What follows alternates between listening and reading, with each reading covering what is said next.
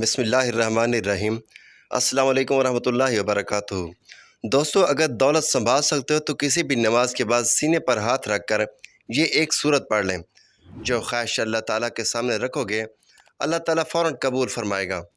محترم ناظرین، میں آج آپ لوگوں کے ساتھ جو وظیفہ شیئر کرنے جا رہا ہوں، وہ وظیفہ آپ کی زندگی کو بدل دے گا۔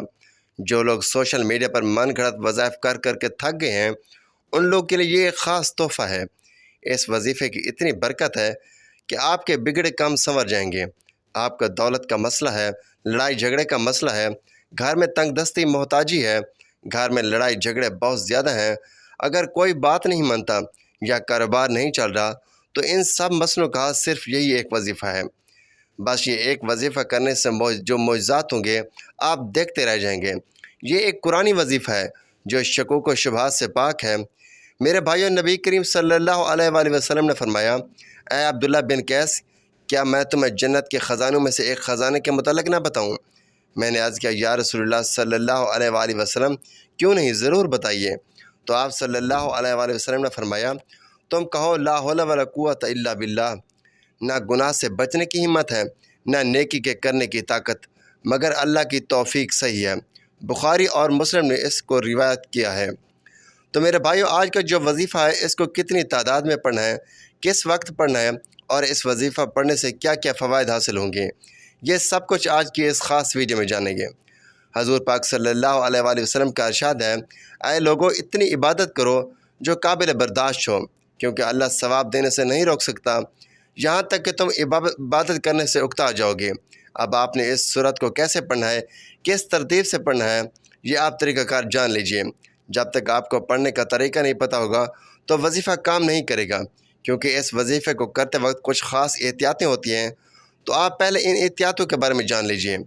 اس وظیفے کو کرنے میں کوئی وقت کی پابندی نہیں، آپ فجر، ظہر، عصر، مغرب، عشاء، تہجد کسی بھی نماز کے بعد کر سکتے ہیں۔ اس میں کوئی پابندی نہیں۔ اس وظیفے کو کوئی بھی مرد کر سکتا ہے، کوئی بھی عورت کر سکتی ہے۔ اکثر کچھ مردوں کو مشکلات کا سامنا ہوتا ہے، کیونکہ مرد بیچارے اپنے بیوی بچوں کا پیٹ پالنے کے لیے باہر محنت مشقت کرتے ہیں۔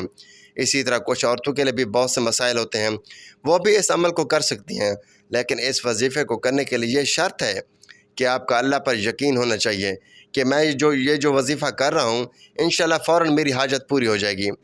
وقت کو مد نظر رکھتے ہوئے وظیفے کی طرف چلتے ہیں۔ وظیفہ شروع کرنے سے پہلے اعوذ باللہ من الشیطان الرجیم، بسم اللہ الرحمن الرحیم پڑھنا ہے۔ یہ وظیفے کا حصہ ہے، آپ نے لازمی پڑھنا ہے۔ اس کے بعد آپ درود ابراہیمی پڑھیں گے۔ یہ درود پاک آپ نے 7 بار پڑھنا ہے، اور اگر کسی بہن بھائی کو یہ درود پاک نہیں آتا تو کوئی سا بھی پڑھ سکتا ہے جو اس کو آتا ہے، اور اگر کوئی بھی نہیں آتا تو وہ اتنا کہہ سکتا ہے صلی اللہ علیہ وآلہ وسلم۔ اس کے بعد آپ نے قرآن پاک کی ایک سورت پڑھنی ہے، جو قرآن پاک کی سورت کوثر کے نام سے جانی جاتی ہے۔ اللہ پاک اسی سورت میں ہمیں یہ آگاہ بھی کر رہے ہیں کہ ہم غمگین اور اداس نہ ہوں، کیونکہ ہر مصیبت کے بعد آسانی ہوتی ہے۔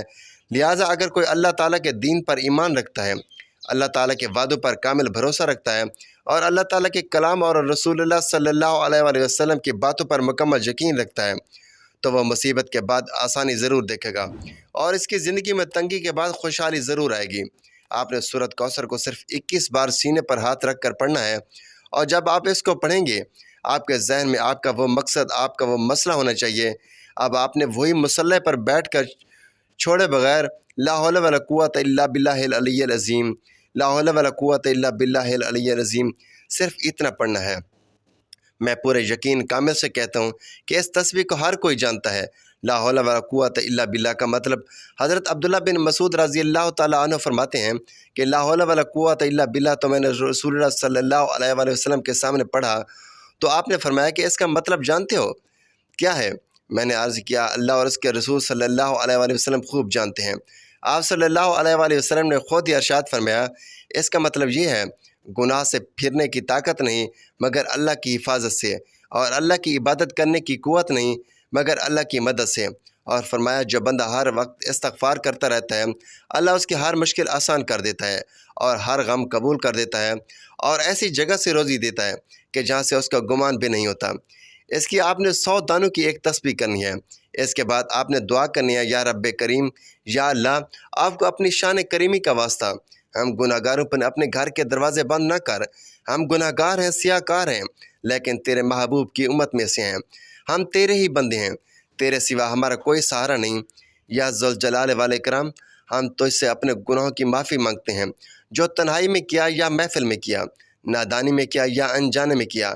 اللہ اپنی شان کریمی کے صدقے، اپنے کعبہ کی عظمت کے صدقے معاف کر دے، تو اس طرح اللہ تعالیٰ تمہاری ہر خواہش پوری کرے گا۔ تمام دوستوں سے گزارش ہے کہ اللہ تعالیٰ کے 99 ناموں میں سے ایک نام ضرور ٹائپ کریں۔ اللہ ہم سب کا حامی و ناصر ہو۔ اللہ حافظ۔